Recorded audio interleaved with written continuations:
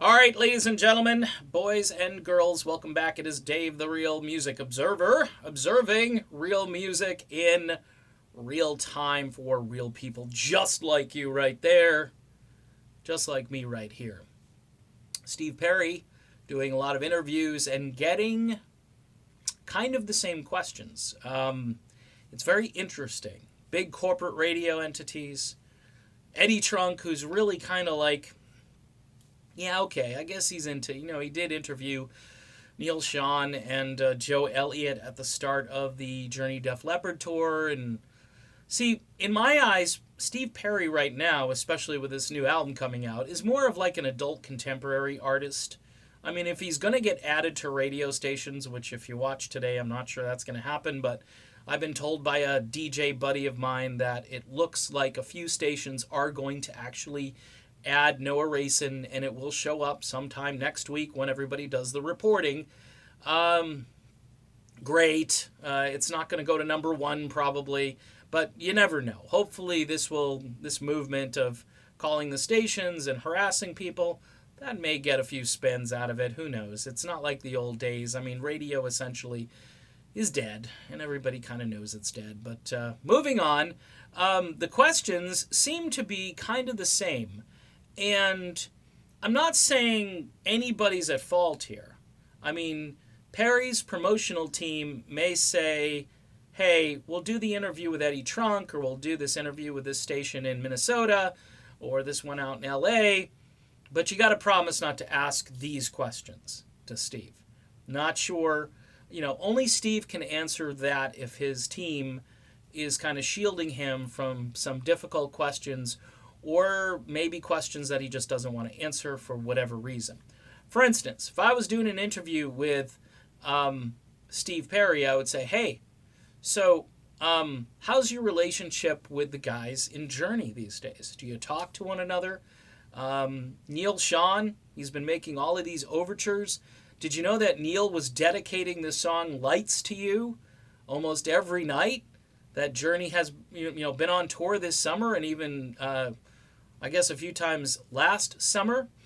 I'd say, hey, what are those broken keys on your album cover? What do those mean? Oh, I'd love to know what those broken keys are all about. I've been getting some interesting messages about somebody who's still in Journey, who that might be aimed toward.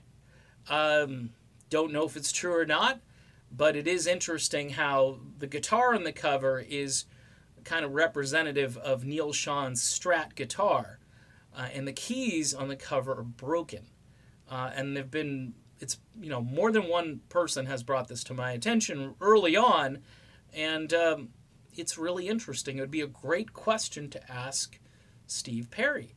I'd say, hey, would you be open to, kind of an unplugged, sit-down little concert with maybe, I don't know, maybe like Steve Smith and Neil Schon and yourself, and just sit down, drop everything to the key that you want, and just bang out some songs from the old days. I mean, it could be your solo stuff, could be stuff you did with Journey, whatever you want. I think that would be a cool way to kind of break back into the scene, because I hear him talking about possibly doing live music, although he was really sketchy with that when he talked to Eddie Trunk. Again, maybe armed with the right questions or creative questions. And Perry himself seems to appreciate when people ask good questions. He'll kind of smile and he'll nod and say, wow, that was a really good question. These questions, I'm not saying they're softballs, but if you're throwing the same stuff over and over again, you're throwing a fastball and Steve hits it, and it's a base hit. There's no change-ups, there's no curveballs. It's just weird how nobody's really going out on a limb and asking him anything really creative and interesting. I'd love to get the answer to his relationship right now with Neil Schon. And if, the stuff the band did to him. For instance, back in 1998, this is all unresolved. I mean, John Cain makes a phone call to Perry, says, hey, we're going to go look for another singer. How did you feel at that moment? And the hip thing, that was on VH1. It's kind of legendary now.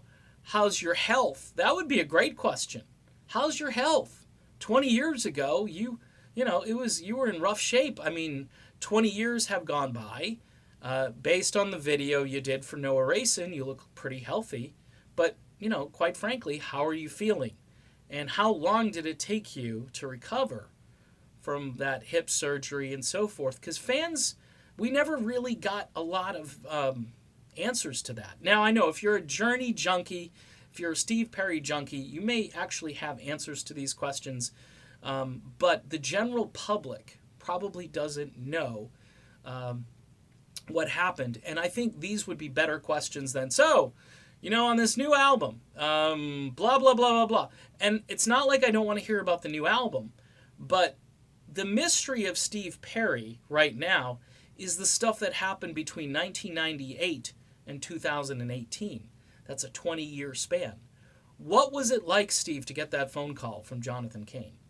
What was it like? Were you holding the band hostage back in that year?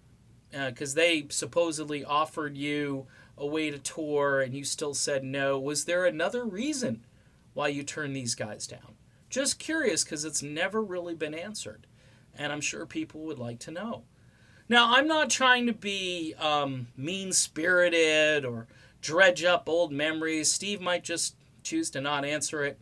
Enough water has gone under the bridge, and I just want to get on and do this solo music and answer those types of questions. But as one person said on my page, he is certainly an enigma to a lot of his fans.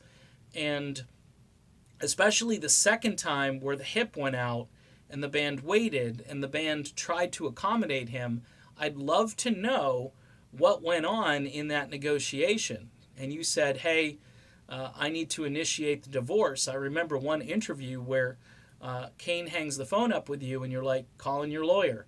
And I'm thinking to myself, okay, that's interesting, but there's more to it than just that. And a good questioner would probably get some interesting details out.